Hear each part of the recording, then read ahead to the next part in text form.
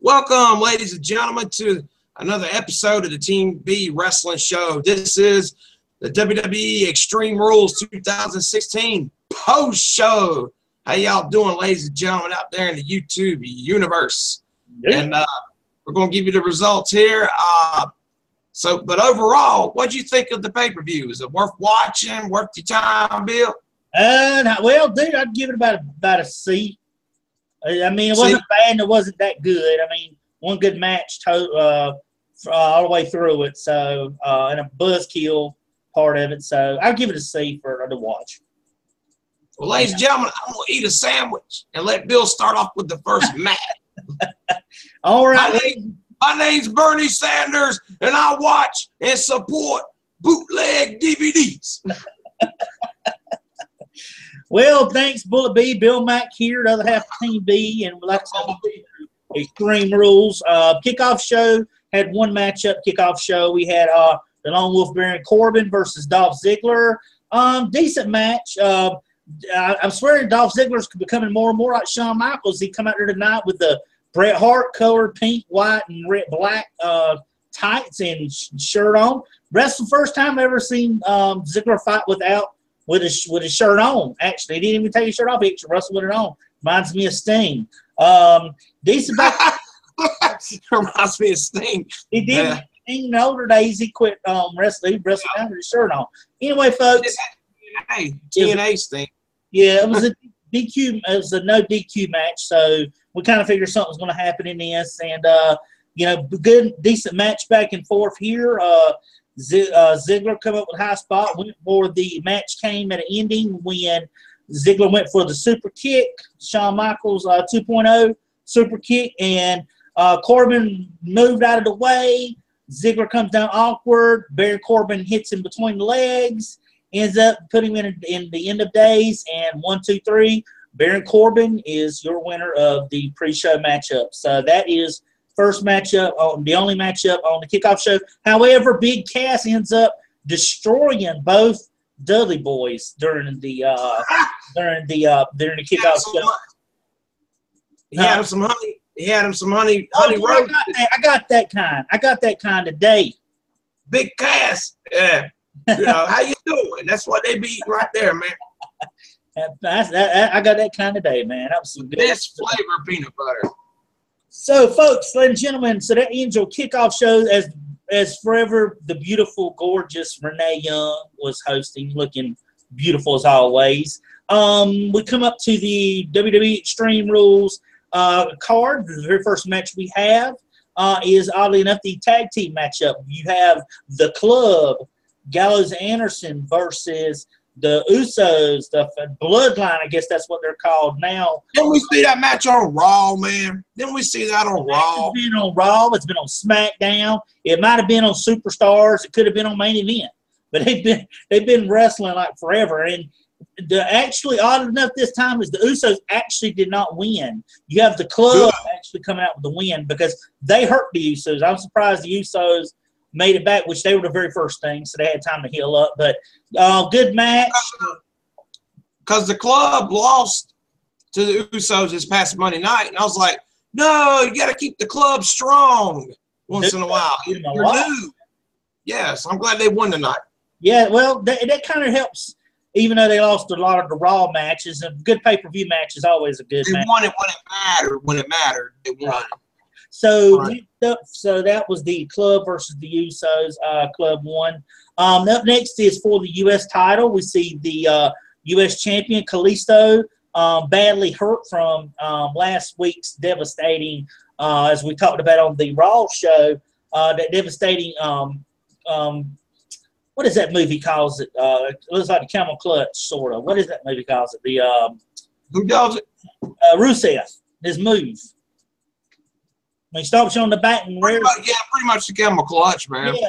Well, he ends up on this matchup. He drops Kalisto on halfway outside the ring, and he lands hard on the outside of the ring mat.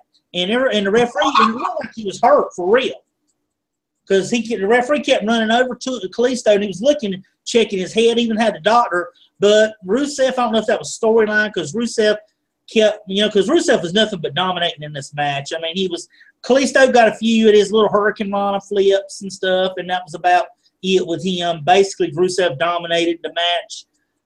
He goes out there, and while Kalisto's down, he keeps stomping at his back. He ends up, dude, he looked like he could have just pulled him up as far back as he went. Kalisto ends up tapping out. Your new champion, new U.S. champion is the Bulgarian Brute, Rusev. He tapped out to the Accolade. The Accolade. Right? Okay, good. Accolade. Yeah, that's a devastating move for him, because the man is very small. Rusev is very big, so he pretty much. See, Kalisto's flexible. He can bend and stretch like Stretch Armstrong, but it's still dangerous. Yeah, but he's one that can do it, I guess. He was very short, man. But the dominating performance by Rusev, I guess they're making him the dominant heel yet again, which is good.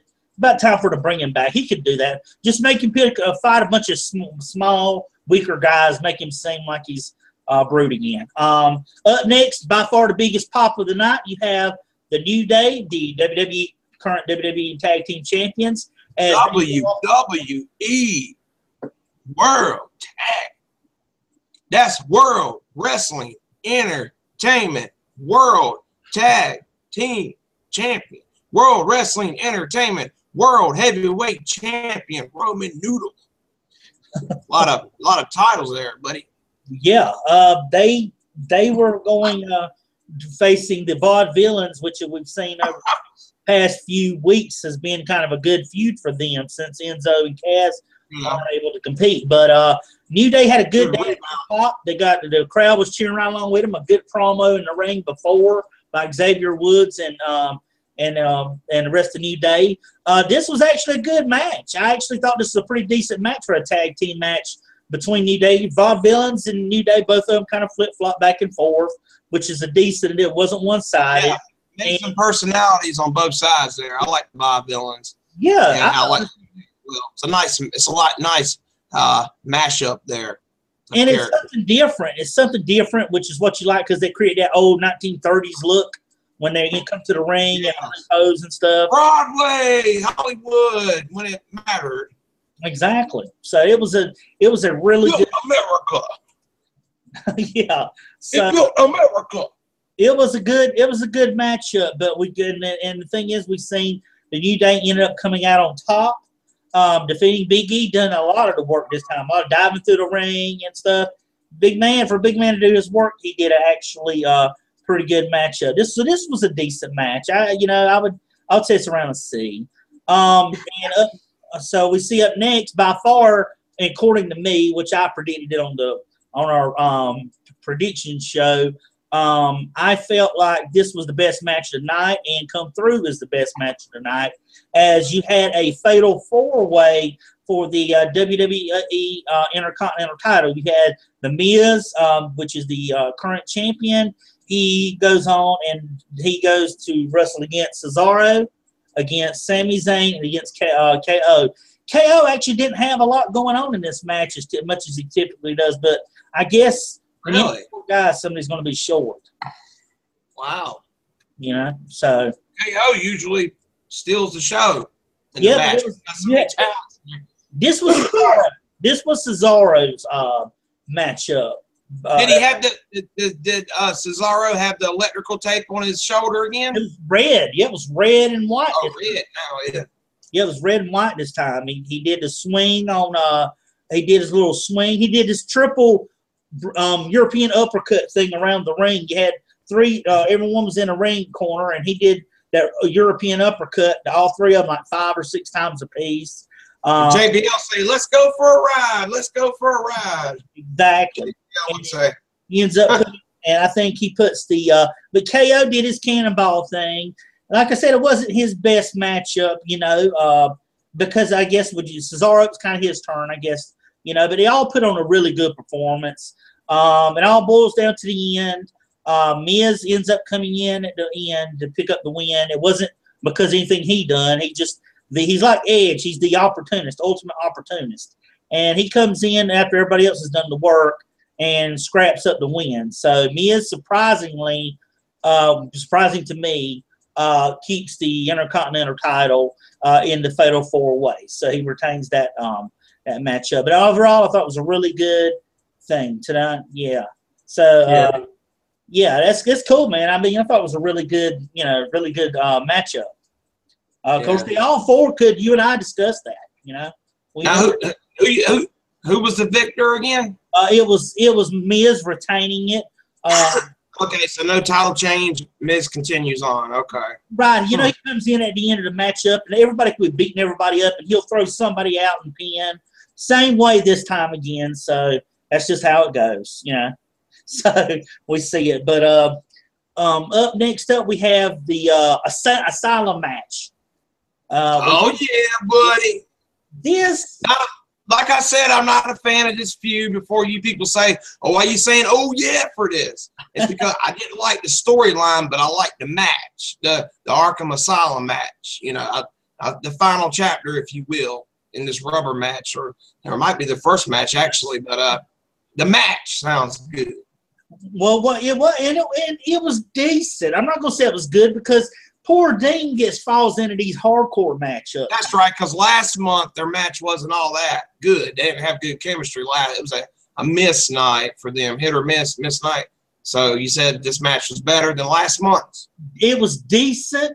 I'll say decent. But the only good thing was they had. I got to tell you this. It was good at some points. The spots, there weren't a whole lot of high flying spots. But what really was the point of the match was, you remember that bucket that was high above the ring with the bob handle? Oh, yeah. Yeah. Well, in that bucket was this black bag. And guess what was in that black bag? Stephanie's panties. No, not Stephanie's panties. What did you think? In a hardcore matchup, think about it. What did they have usually in a bag? Thumbtacks. There you go. Thumbtacks. Yeah. Jericho took straps to the back. You could see, dude, his whole chest and back were red as piss. It was just, he got beat. Ambrose got beat. Ambrose almost had the straight jacket, but Ambrose climbs to the top, gets this bucket. And I thought it was like water or something because he handled it kind of easy. But there was a lid on it, and he pulls out, and there's this purple-looking bag, like a dark purple velvet-looking bag.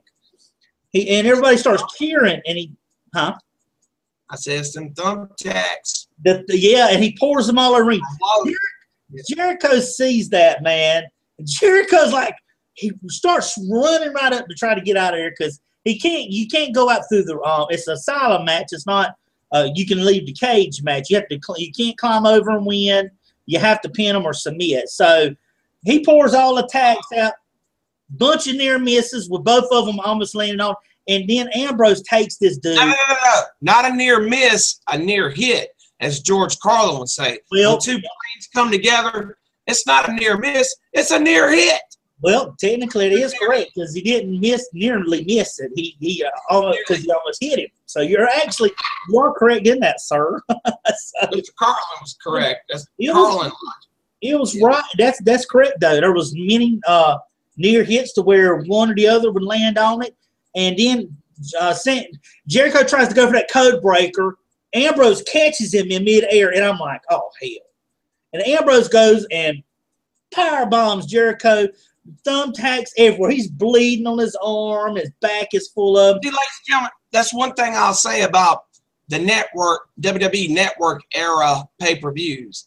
It's like, the pay-per-views are hit or miss, but the matches, you can tell all the superstars bust their ass in these matches nowadays. Like, you can say the product's not that good, storylines are not that good. When you watch the pay-per-views, a lot of times the wrestling's good, but if not, you can tell they put in a lot of effort in the match here. And from what I'm hearing, it sure sounds like they put a lot of effort in this match. Yeah.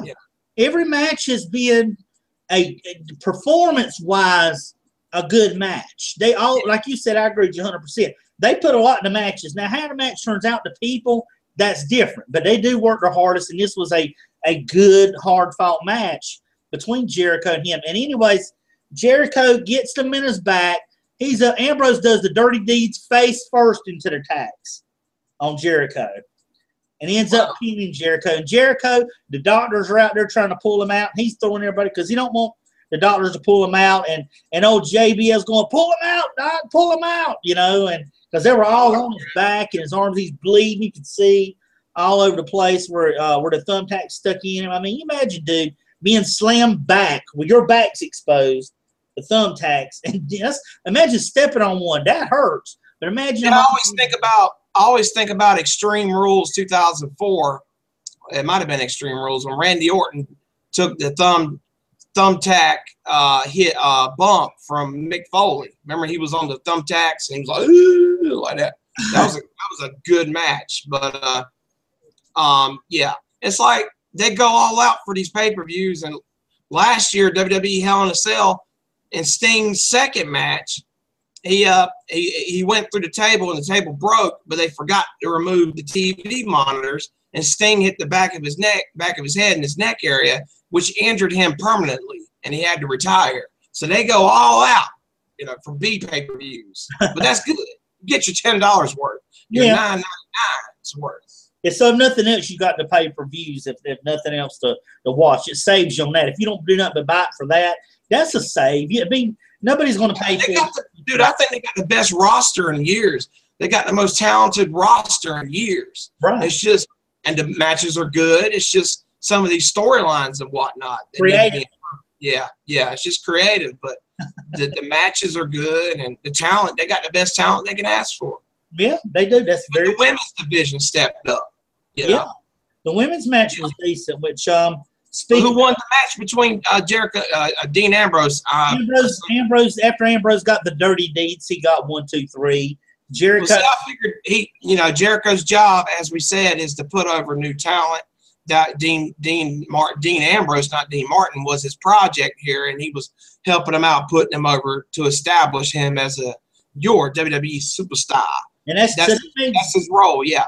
Ambrose has got 2 pay-per-view match wins back-to-back. So that's good.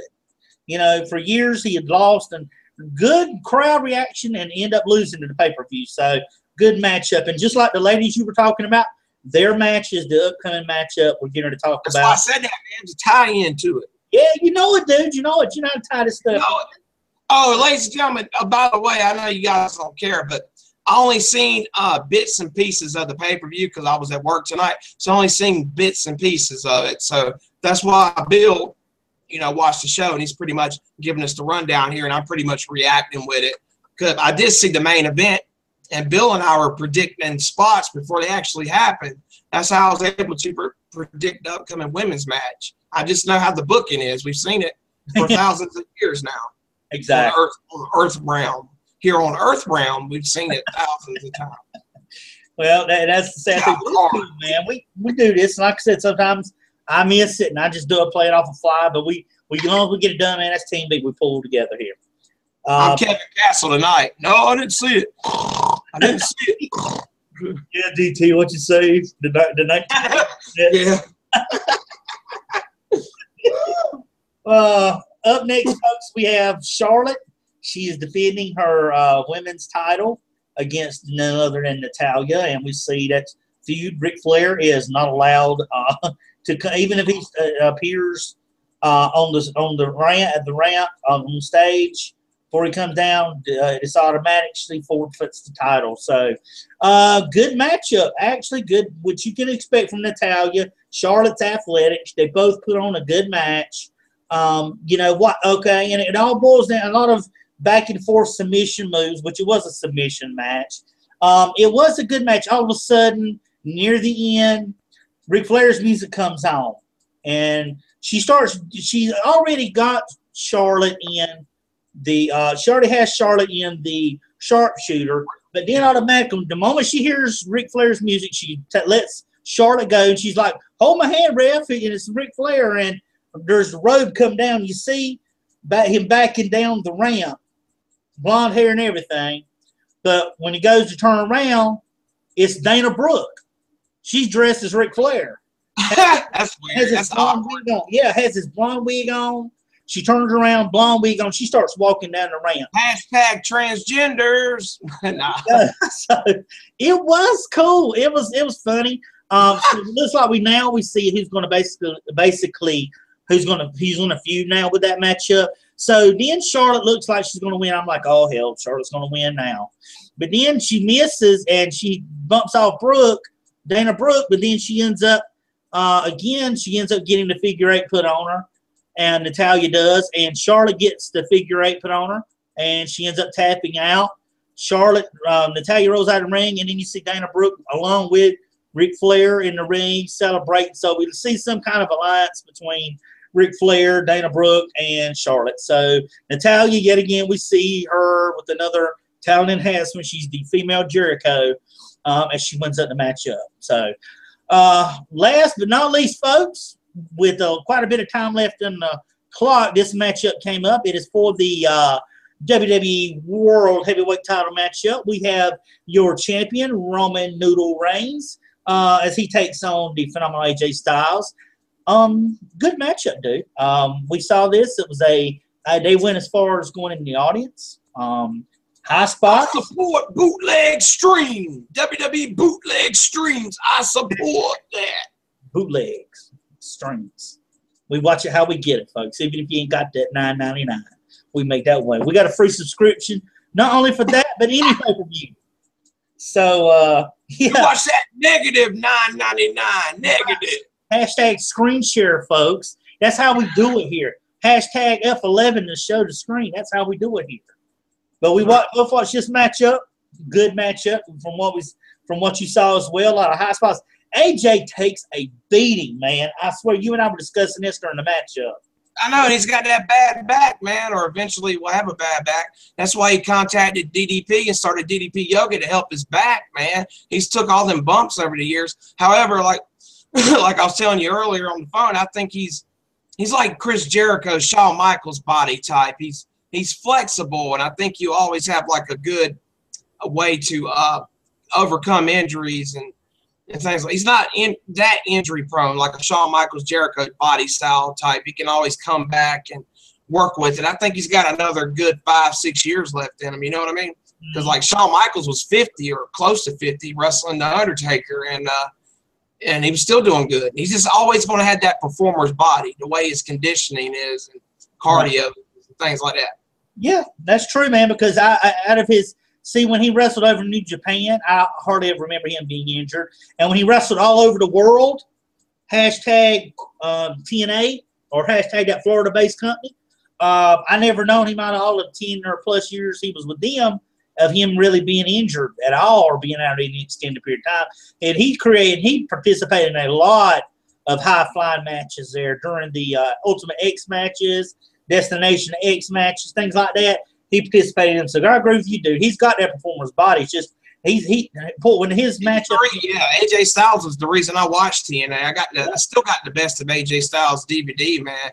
Him and the matches he had with Low Key in the X division, good stuff. And Jerry Lynn, Low Key, AJ Styles. Yeah, Mason Red, Elix Skipper was on there. Petey Williams. Yeah, I mean, all those guys were awesome competitors in WWE. So yeah, man, I agree with you. He had some really good matches with them, and he did in New Japan. I wasn't able to follow his New Japan career, but just being in TNA and watching some of his earlier matches, he was awesome. So this was a good matchup. He took a lot. We see the ending come where, of course, the club is the first out. They all attack Roman. They do their moves on him. AJ goes for the pin. Basically, Roman kicks out at 2. Usos come out there, and they all jump on and beat the club. They all double team AJ and let Roman end up getting try to pin AJ. AJ ends up basically kicking out. AJ has basically done all he could do on the Styles Clash. Styles Clash sit on the chair. Still don't beat Roman. He goes up for that forearm, which I knew again was going to get it. Phenomenal forearm, and of course Roman being Superman 2.0, hashtag Cena 2.0. He ends up doing the spear, and 1, 2, 3, Roman Reigns wins. So you got like 10 minutes to go, and you and I are talking about it, man. if you want, ladies and gentlemen, if you want a match demonstration of Roman Reigns, this is one of the spots. Ooh, wow. This little demonstration. That is exactly right, folks. If you want an exact detailed performance, that is what you're seeing, because that is exactly. That's what you're getting for $9.99. Oh, you didn't cock it, dude. You got to cock it first. That's right. Got to cock it, yeah. He cocks it first, then he does. Yeah, man. You know he's got to load that Superman punch up. So, right. Pro guns. So you and I were talking. We said, you know, and I told you there was potential that was known that Seth Rollins was backstage. So lo and behold, out of nowhere, the fans are cheering. Seth Rollins comes out there, hits old boy Roman Noodle Reigns with the pedigree. The fans are cheering. He's actually got gray and black on him. As he does his famous Seth Rollins laugh. My infamous Seth Rollins laugh. I was laughing so hard when I seen that. But my babyface laugh is my TYT Bernie Sanders laugh. That's my babyface laugh. Anyway. But so we see it, folks. Seth grabs the title, holds it up in front of the fans, and the fans are cheering, which I hope he's going to be a baby face. I really do. I don't want to see him come back as a heel. But I think it's going to be like AJ and Reigns feud, babyface, tweener versus tweener type of thing. But yeah, keep him babyface though. Absolutely. I think it's going to be like the AJ Roman Reigns, tweener. I think if they just turn Reigns heel, let AJ come, let Rollins come out and be the face. That's what fans are wanting to see. But he coming out, I like his. Yeah. You know, he had the black and gray color rather than that solid black, which I thought actually worked well with him, man. Because you know how he wrestled in Ring of Honor like that, NXT like that. Yeah, when he was what was his name? Something black. Yeah. But anyway, folks, one bit of a news, WWE, before we come in, before we do, before we come up the next Raw review or preview or whatever we want to do post show. Cody Rhodes has been among now the others that has been released by WWE. Oh, what? He and Goldust walked out before the SmackDown tapings. God damn it! And then Cody Rhodes wrote this long. He's talking about how he said, how he said everybody was thinking that it was Cody still wanting to be Stardust and he wouldn't give up the gimmick. Well, Cody wrote in his letter, he said it was creative. He said he pushed for them to let him be Cody Rhodes, but he said everybody wanted to they told Cody to put makeup on like your brother. So that's bad. He said he tried. He said Black. He said he remembered being right in the ready to curtain for them the curtain to go out, and they would pull his matches right as he was waiting out in the curtain. So, as official right now, Cody Rhodes has left WWE, been released by them. Adam Rose too has been, his name and stuff and his image has been taken off the social outcast entrance now. So that must mean something. Was he released too, or he was suspended indefinitely? I know, right? That's right. Okay, man. Yeah. So Stardust, Goldust, they didn't ask for their releases; they just got released. No, Cody asked for his release. He wanted to leave, but Goldust, it says that Goldust and Cody both left before the SmackDown takings, which it wouldn't matter because Goldust is getting older anyway. He's pretty much winding down his career. Yeah, he's been there 20 years at least in WWE. I remember Stardust and Piper had that Hollywood backlot brawl at WrestleMania 12. With the car and stuff and all. Yeah, I remember that. O.J. Simpson footage. So it was good, though. I mean, his beautiful wife, Eden, she's one of the announcers. I think she does NXT, too. She said, yes. Very proud. And she did a tweet, says, very proud and supportive of my husband. So We don't know if WWE doing anything about that. But other than that, folks, you know, that was a little tidbit of news along with your WWE Extreme Rules 2016 post results. Man, yeah, that's fucked up though. The Rhodes are gone because Cody Rhodes is very talented. It's like I know they weren't doing nothing with him, but eventually I believe they would have because he was kind of like neutral, just like Randy Orton. He's just in the neutral zone, and eventually they'll do something with him. That sucks, dude. Yeah, he was so upset at trying to you know, he was so upset trying to. Yeah, I mean, he's had a decent career. He was famous. He was on TV. He had that good feud with Rey Mysterio a few months back when he was the Phantom of the Opera gimmick, and he had that match with the Big Show when he was calling the Big Show fat and all that good stuff. I mean, he had a decent little run there, and he's married to a beautiful African-American woman, even though she's just American because she wasn't born in Africa that I know of. Got a beautiful wife. He lost his dad a couple of years ago, but him and his wife carry on, man. That sucks. But he said things like, in the past 6 months, I pleaded with WWE Creative and both my boss to let me roll the dice and once again be Cody Rhodes. I pitched to every writer on the staff like a door-to-door salesman. And believe me, there were men who sought to help me, such as Brian James, which you know is Road Dogg. Well, JBL and Cole, he thanked them. But he said here, I'm sure that for all both head writers, he put in quotes, of Raw and SmackDown, one pretending to be Brian Gurwitz, which you know is the Raw writer, and many other too busy hitting on developmental divas continue not to return. He said this in the letter. You know, he said, I've tried to do everything possible for 10 years to make the most of both large and even half-caught ones, like Paint Up Like Your Brother. See, that's where he said that. Yeah. And don't forget his epic run in the Legacy with Orton and Ted DiBiase Jr. That was a good faction. Yeah, they had good going on. Yeah, that sucks, man. They should have cashed in and made him a babyface when his father passed away. He would have been the hottest babyface for a short while after his dad passed away. You know, because that was like us losing Prince when you know, Dusty Rhodes passed away, and they should have turned him babyface then. You know. Yeah, and that's why I said, man.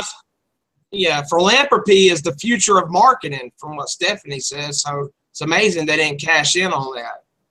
But yeah, that's just stupid, man. Cody Rhodes, he's too young, man. He's a good talent. It's just stupid. They could have put him in NXT, but like you said, he kind of asked for it because of creative. But man, you ain't gonna see him in TNA. I hope you don't go to Global Force. Well, I think if they can put it. TNA is very, and like I said on my wrap-up show, they can't afford them. TNA is very hit and miss with creating if they can take an old character. That took EC3. Like you said, Cody is still young. Cody is not old by no long shot because he was talking on here about that he wrestled a lot of times. Vince gave him the chance to wrestle. So he thanked Vince, but he was so upset at things. You know, he said, you know, he says, I'm not Dusty Rhodes. I'm Cody Rhodes. I'm a pro wrestler. I'm proud of that. He said, but it's been said, never leave money on the table, but no money is worth less than you are. And he said, you know, that, and I'll be damned if my father's legacy is gold dust, stardust, or a series of sizzle reels for the NXT. So he just realized, he said here, I felt like I had a bag of brass rings, and when it came for time to cash me in, I find I can't do so. You know? Yeah, that's WWE's fault. Cody just saw the writing on the wall there. You know, he just saw the writings on the wall. Got the fuck out of there. But he's still young, and he can have a good career at something else. Because I think Ted DiBiase Jr. has got a career in marketing or business somewhere. There's something he could do. Contractor. Yeah, well, he said here, as far as the future is concerned, though, I'm a wrestler, so that's what I'll do.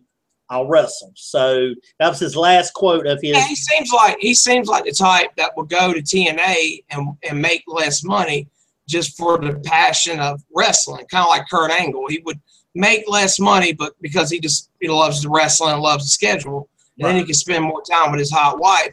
I wouldn't be surprised if his wife left WWE in a couple of years, even though she's a good ring announcer. But no, hey, Ryback, listen to this, man. I got this on that site we're on that site I showed you where we watched the pay-per-view. Somebody, James Storm, Cowboy James Storm on TNA, he sent a tweet out to this is what his tweet said: "I've got some beers waiting for you, big guy." Now who do we call who's known for the big guy now? Who we see that, you know? And that could be Gilbert 2.0 or yeah, and he wrote hashtag feed me more during hashtag Extreme Rules if you want to see Ryborg in the Impact Zone. And then it's got the big guy at Ryback 22. I love TNA superstars feeding off pay-per-views with their hashtags. Good way to get noticed. Yeah, I mean, they're trying to get social media. WWE is. So you really think Ryback's going to help TNA? I mean, come on.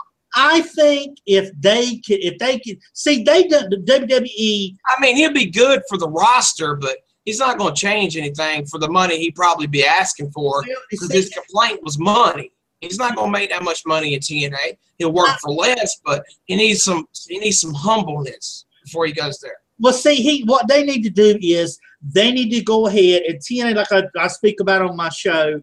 TNA needs to. They get these guys in. They need to make a solid foundation. Go ahead and sell out to the company trying to buy them out, where they can go ahead and actually have money. Yeah. They're getting behind with paying their production people, and even they still owe EY, Eric Young, and Bobby Roode six figures in money. So, I mean, Ryback would do decent, but I think that they don't need to get every single guy. To Cody Rhodes, I agree with Cody going there. If he's a younger guy, Cody still has many years.